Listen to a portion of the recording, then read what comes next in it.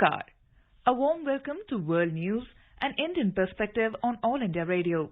This is Renuka and with me is Manoj Singh Rana, bringing glimpses of major developments of the day from across the globe. Over the next half an hour, we shall bring you the latest from the world of politics, economy, sports, entertainment and more. The headlines. Indian Prime Minister Narendra Modi says COVID-19 pandemic has presented an opportunity to reshape the world order and to reorient the thinking. Inaugurates 6th edition of the Raisina Dialogue. New Delhi fast-tracking emergency use approvals for foreign vaccines to enhance the pace and expand the coverage of vaccination drive in the country. India and France agree for greater collaboration in diverse sectors including trade, defense, health and climate change. Japan will release more than 1 million tons of contaminated water from the destroyed Fukushima nuclear plant into the sea. World Health Organization urges countries to suspend the sale of live wild mammals in food markets in view of infectious diseases. And in IPL cricket, Mumbai Indians set a target of 153 runs for Kolkata Knight Riders in Chennai.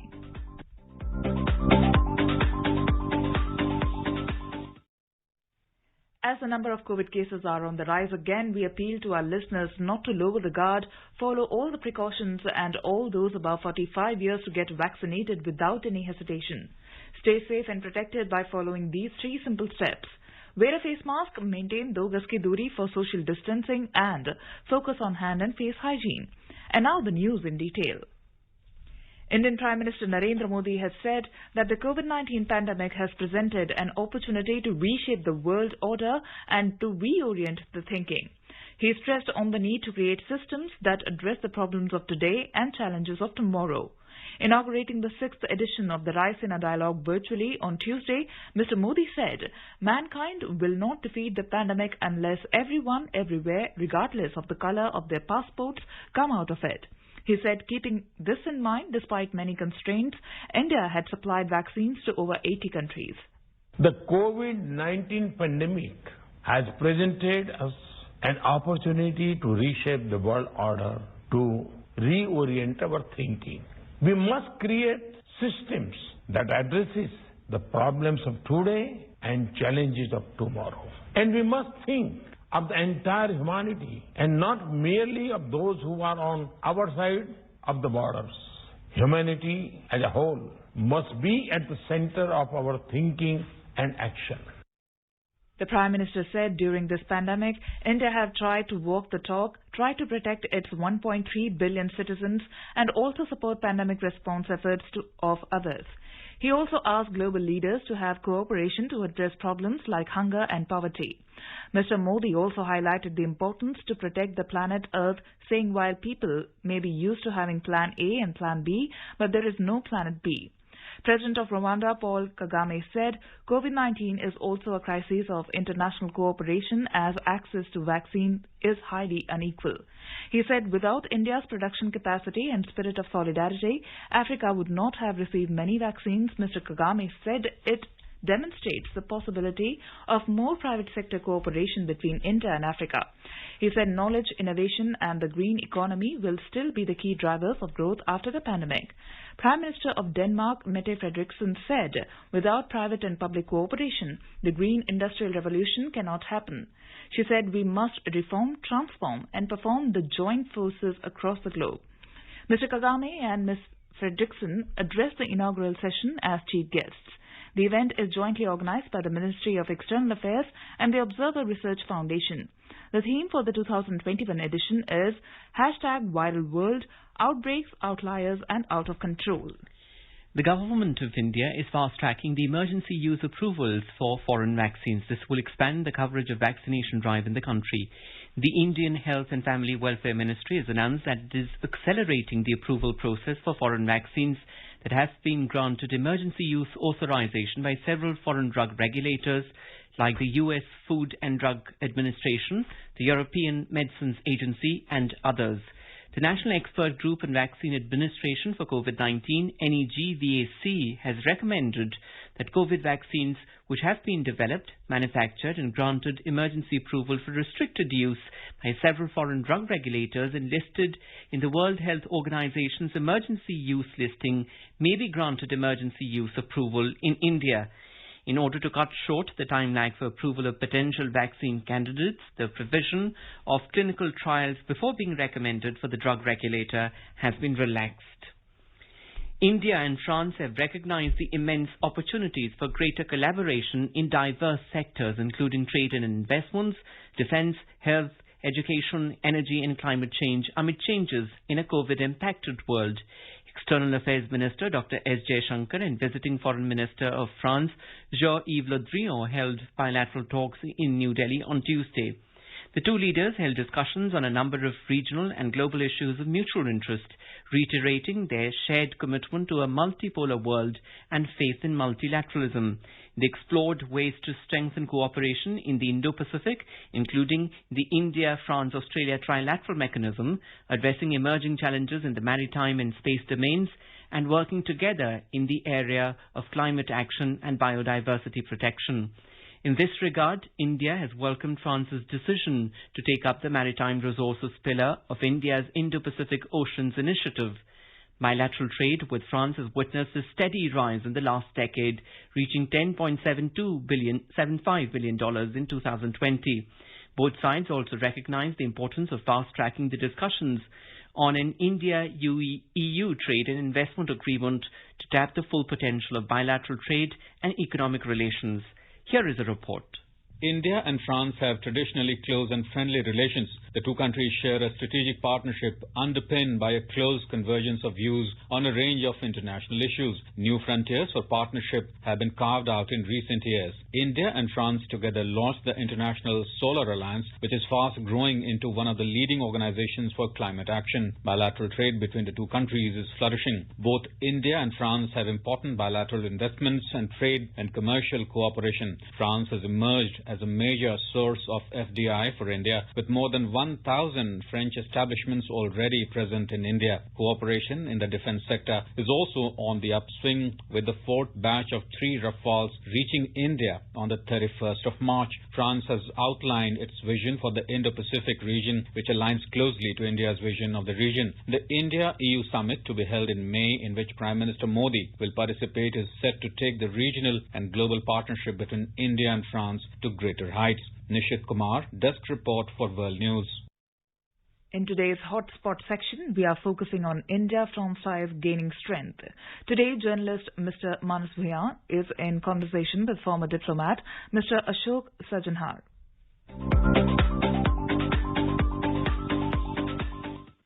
Just wanted to know your take on the French Foreign Minister Le Drian's ongoing visit to India last night, and he will be in India till 15th of this month, April. It's a 3-day-long visit. So how do you see Le Drian's visit to India at a time we are witnessing a spike in coronavirus cases both in India and in France? In the midst of the pandemic, he's coming to India for an in-person visit and meeting a number of dignitaries in India, including External Affairs Minister Jaishankar. So what is your take on his overall visit? Well, you put it very correctly, Manas, that this is an important visit and it is testimony to the strength of the bilateral partnership that Foreign Minister Le Drian has decided to make an in-person visit, to come to India to establish contact with his counterpart, to call also on the Prime Minister to participate in the Raisina Dialogue. Raisina Dialogue is now being held completely online. So the fact that he has made this effort when the pandemic is still raging in India, in France, in Europe and several other countries testifies to the strength and the vitality of this partnership. Of course, this is taking forward the relationship between the two countries, the high-level exchanges that have been taking place for quite some time. The listeners would recall that in 2019, we had the Prime Minister visiting France. He was invited to be a special guest at the G7 Biarritz summit meeting. This was after more than 10 years, in fact, that the last time that India had been invited was in 2005. So that was a very important visit in which roadmap on cybersecurity and digital technologies was signed. Before that, we had the visit of President Macron himself to India in 2018. At that time, it was the membership the participation of France in the International Solar Alliance. That was confirmed, and there was a joint statement on the vision of India and France cooperation in the Indian Ocean region, as also a joint vision for space cooperation. So I think this is a very vibrant relationship. Defense and security cooperation is one of the significant elements. Space cooperation and civil nuclear cooperation are also very important elements of the visit. You would recall last year when we received the Rafale jets from France, we had the French defense minister also coming to India for the induction of these Rafale jets into the Indian Air Force. So this is a strong relationship, and the presence of Foreign Minister Le Drian here in India is further proof of the strength and dynamism of this partnership. In the last few years, we have seen a growing momentum in our strategic ties, particularly in the defense sector. But in the last few weeks, we have also seen indications of interest of both the countries to join hands and work together in the Indo-Pacific region. In the face of growing military assertiveness by China, there have been growing concerns internationally, and in that context, India and France have also shown public interest in working together in the Indo-Pacific region. How do you see the convergence of the two countries in dealing with issues in the Indo-Pacific, sir? Manas, you used the correct word. There is a convergence as far as the position of India and France with respect to the Indo-Pacific is concerned. You would recall that France was the first country in Europe, in fact, first country not belonging to the Indo-Pacific region, so to say, which came out with its Indo-Pacific strategy in 2018. And if you were to look at that strategy, there is a great convergence between the position that was outlined by Prime Minister Modi in 2018 at the Shangri-La Dialogue, when he said that for us, the Indo-Pacific extends from the eastern coast of Africa to the western coast of the United States of America. And this is exactly the position that is taken also by France. Secondly, France also has the added position of being a resident power in the Indo-Pacific because it has a large number of islands, a large number of territories. There is Reunion Island and many other smaller islands around it. In the Indian Ocean, there is the New Caledonian Islands in the Pacific Ocean. So across the board, it has a presence in this region. So it can definitely have a very genuine interest in maintaining peace and security in this region. So whatever are the fundamental elements of our Indo-Pacific initiative or Indo-Pacific strategy, if we want to identify it as such, having an open and free Indo-Pacific, having a rule-based international order, freedom of navigation and freedom of overflights. We also call for an inclusive Indo-Pacific. There is convergence between the two sides. And now that we have had this meeting, the first summit of the Quad on the 12th of March last month. And there I think it is being sought to expand the coverage of the Indo-Pacific so that it is not only maritime security that we are talking about, it is also in terms of the vaccine initiative that has been taken, 1 billion doses of vaccines to be manufactured by India with technology coming in from the United States and Japan, and also the financial contribution coming from there, and Australia chipping in with the supply chains facilities. As also we cooperate, the four countries cooperate going forward in the area of emergent technologies, whether it is artificial intelligence, it is 5G, or it is data, or any of the other emergent technologies. And in addition to that, of course, going forward, there'll be issues dealing with climate change, there'll be issues dealing with disaster relief. France has joined India's call for a CDRI, the Coalition for Disaster Resilient Infrastructure. So I think there are a large number of areas under the rubric of Indo-Pacific in which both countries can collaborate. And listeners would also recall that when President Macron had visited Australia in 2018, he had spoken about a trilateral coalition between India, France and Australia, where we need to come together, and that would increase the strength of these countries, and they would be able to cooperate and collaborate in a wide variety of areas to benefit mutual advantage, and that would help to promote peace, security, stability in the region. Essentially, sir, you have said that in fact India-France dynamism, which we have seen in the last few years, is moving forward at a very rapid pace, and it will translate into concrete cooperation in several key areas like defense, strategic affairs, climate change, education, environment, and several other areas. That is what you are mentioning. Yes, exactly. You would recall, as far as climate change and environment is concerned, the Foreign Minister Le Drian is also going to meet, in addition to the Prime Minister and the External Affairs Minister. He is meeting Prakash Javadekar, the Minister of Environment and Forest and Climate Change. You would also recall that when in 2017, I think it was in June, when President Trump, the then US President, had announced his withdrawal from the Paris Accord. At that time, Prime Minister Modi was in St. Petersburg participating. He was the chief guest at the St. Petersburg International Economic Forum. And he had flown directly from St. Petersburg to Paris to meet President Emmanuel Macron, who had just then been elected as the President of France. And then he had said that irrespective of what other countries are doing, but India will continue to meet its commitments under the Paris Accord. And that is also an area where both India and France are cooperating. The other area that you have mentioned also is of nuclear energy. And nuclear energy, both the countries have decided, and over the last few years, there are discussions between NPCIL, the Nuclear Power Corporation of India Limited, and the French firm Areva to set up 6 nuclear power reactors of 1,650 megawatt each in Jaitapur. And discussions are going on.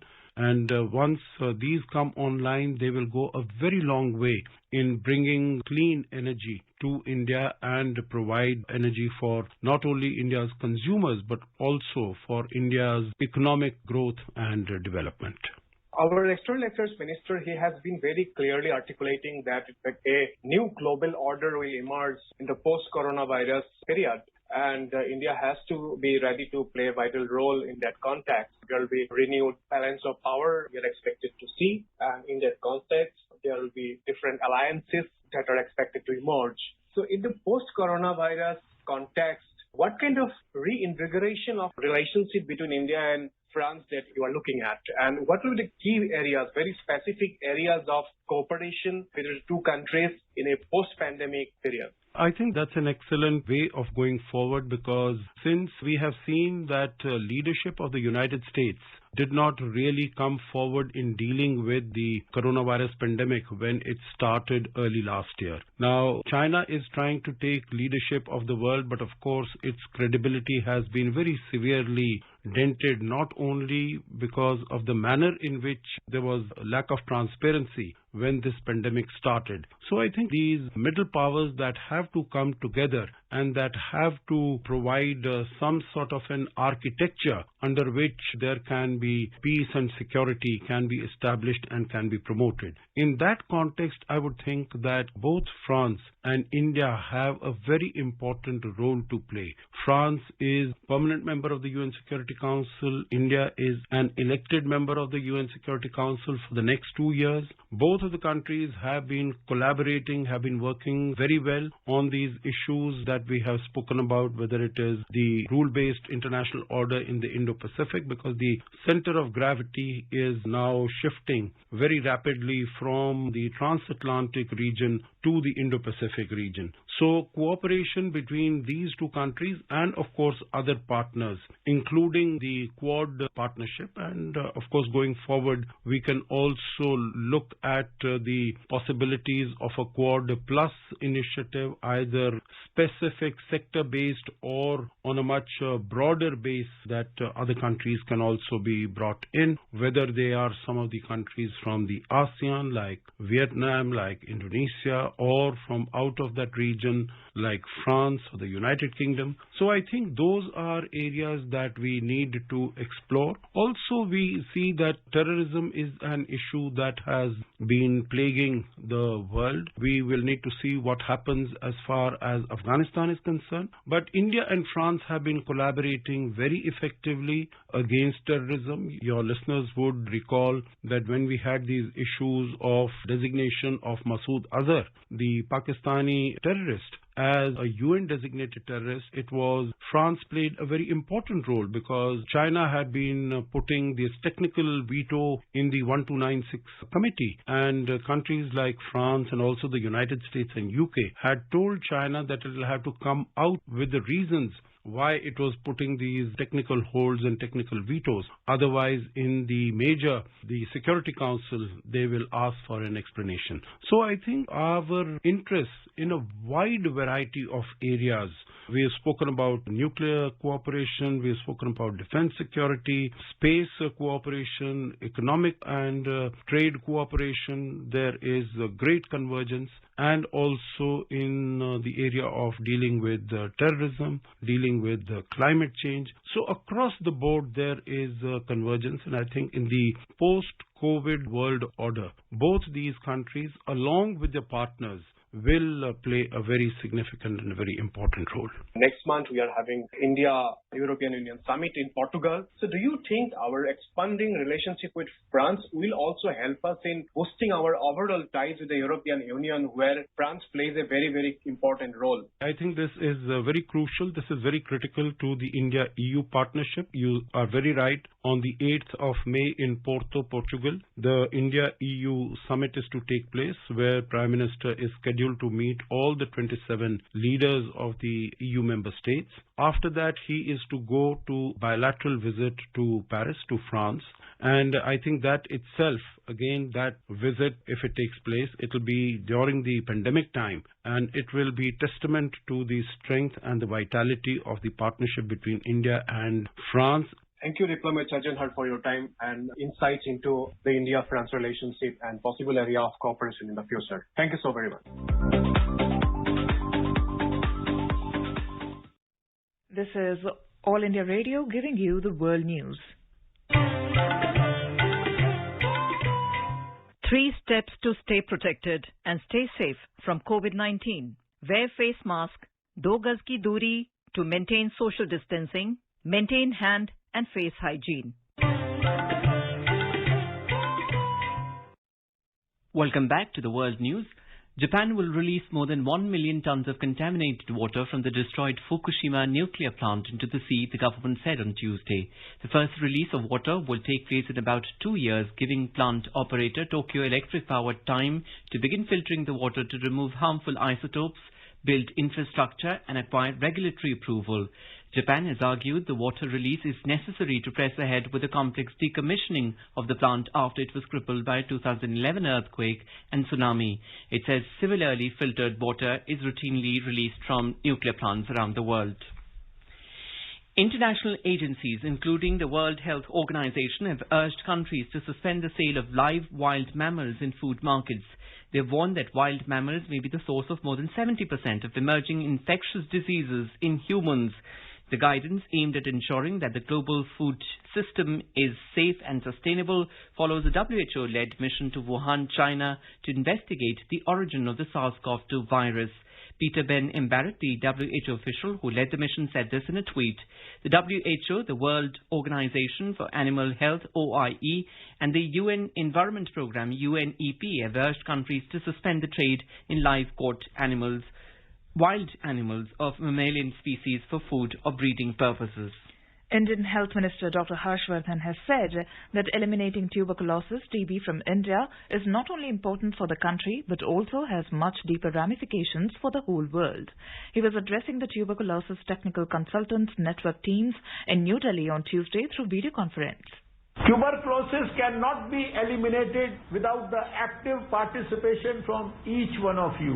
On the World TB Day recently, I had officially called out for a TB Mukt Bharat. To fulfill our dream of a TB Mukt Bharat, we need to make this into a genuine people's movement. We will have to do more over and above what we are currently doing.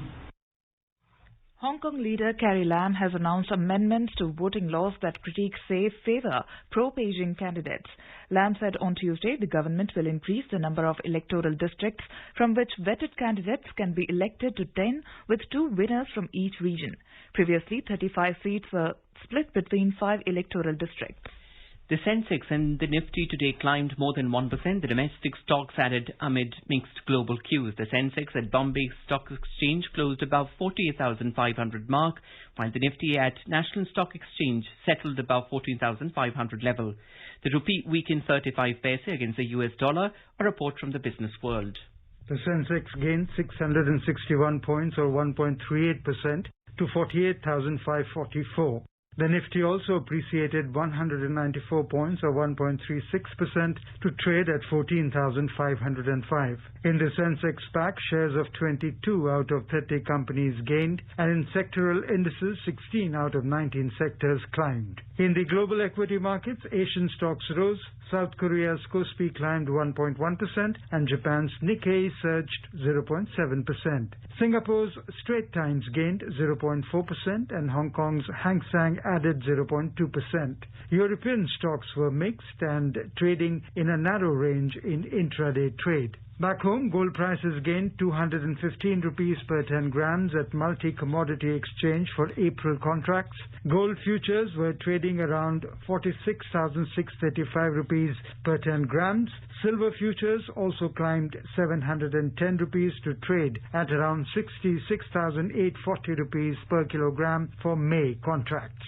Oil prices edged higher in intraday trade. The Brent was trading around $63.70 per barrel. And the rupee at the foreign exchange market weakened 31 paise to 75 rupees and 37 paise against the US dollar. Rajesh Lake for World News, All India Radio. In the IPL cricket, Mumbai Indians have set a target of 153 runs for Kolkata Knight Riders in Chennai. In reply, Kolkata Knight Riders KKR were 123 for 5 in 16.1 overs when reports last came in. Here is a report from the sports desk. Like the previous 4 games so far in the Indian Premier League, Kolkata Knight Riders skipper Eoin Morgan straight away invited 5-time champions Mumbai Indians to bat first on Chennai's dry wicket tonight. KKR has gone with the same team which defeated Sunrisers Hyderabad by 10 runs on Sunday. Rohit Sharma, on the other hand, replaced Chris Lynn with South African star Quinton de Kock. Mumbai lost their inaugural match against Royal Challengers Bangalore in the last ball thriller. Punjab Kings defeated Rajasthan Royals by 4 runs in a last ball thriller at Wankhede Stadium in Mumbai on Monday night. West Indian Chris Gayle, meanwhile, became the first batsman in the history of Indian Premier League to hit 356s when he dispatched Ben Stokes' delivery out of the ground in his first over. Now let us take a look at the major developments around the world as reported in the foreign press. The New York Times reports that the trial of Derek Chauvin, who is charged in the killing of George Floyd, will continue on Tuesday, with the Chauvin's defense team calling its own witnesses. Wall Street Journal writes that Beijing is forcing the financial technology and group giant to scale back its complex financial ecosystem. Washington Post reported that Japan is set to release Fukushima nuclear plant water into ocean after treatment. The Globe and Mail writes that OPEC raises 2021 oil demand growth forecast on the hope that COVID-19 pandemic wanes. South China Morning Post reports that UN fears Myanmar is heading into full-blown conflict as protesters cancel New Year festivities. The unfortunate Jallianwala Bagh massacre happened on 13th of April 1919. India is remembering the 102nd year of the tragic incident. Prime Minister Narendra Modi paid rich tributes to those who were martyred in the Jallianwala Bagh massacre. The Prime Minister said the courage, heroism and sacrifice of the martyrs give strength to every Indian. A quick look at the headlines once again. Indian Prime Minister Narendra Modi says COVID-19 pandemic has presented an opportunity to reshape the world order and to reorient the thinking. Inaugurates 6th edition of Raisina Dialogue. New Delhi fast-tracking emergency use approvals for foreign vaccines to enhance the pace and expand the coverage of vaccination drive in the country. India and France agree to greater collaboration in diverse sectors, including trade, defense, health and climate change. Japan will release more than 1 million tons of contaminated water from the destroyed Fukushima nuclear plant into the sea. India is celebrating the 151st birth anniversary of Mahatma Gandhi. Before we end, let us listen to his favorite bhajan, Vaishnav Jan, by artists from Sweden.